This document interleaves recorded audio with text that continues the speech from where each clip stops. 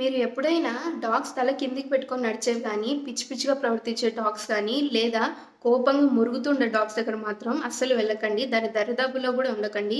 ఎందుకంటే అవి ర్యాబీస్ సోకిన డాగ్స్. దాని దగ్గర కూడా వెళ్ళకూడదు. బ్రిజేష్ సోలంకి ఒక కబడ్డీ ప్లేయర్. ఆయన గోల్డ్ మెడలిస్ట్.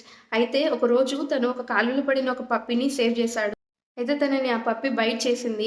అది మైనరే కదా! చిన్న పప్పీ కొరికింది ఏం కాదని అతను నెగ్లెక్ట్ చేశాడు. అయితే కొన్ని వారాల తర్వాత అతనికి ర్యాబీస్ బాడీ అంతా స్ప్రెడ్ అయిపోయి చనిపోయాడు.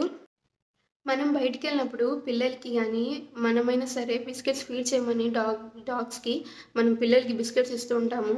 అయితే అప్పుడు కూడా జాగ్రత్తగా ఉండండి. ఎందుకంటే అవి ఎప్పుడు బైట్ చేస్తాయో తెలీదు. అండ్ పెట్ లవర్స్‌కి చెప్పాలనుకుంటున్నాను. ఇంట్లో డాగ్స్‌ని పెంచుకునే వాళ్ళు చిన్న పిల్లలుంటారు, పెద్దవాళ్ళుంటారు. వాళ్ళకేమైనా కట్స్ గానీ, ఏవన్నా చీలికలు గానీ, స్కిన్ మీద ఏవైనా ఉన్నా డాగ్స్ ప్రేమగా వచ్చి లీక్ చేసినా సరే, ఆ సలైవ తగిలి కూడా ర్యాబీస్ వస్తుంది.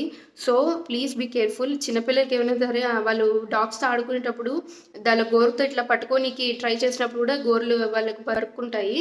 సో, అప్పుడు గూడా ర్యాబీస్ వచ్చే ఛాన్సెస్ ఉన్నాయి. సో, ఇమ్మీడియేట్‌గా వ్యాక్సిన్ అయితే చేపించండి. So, be careful. అందుకే అంటారు prevention is better than cure అని.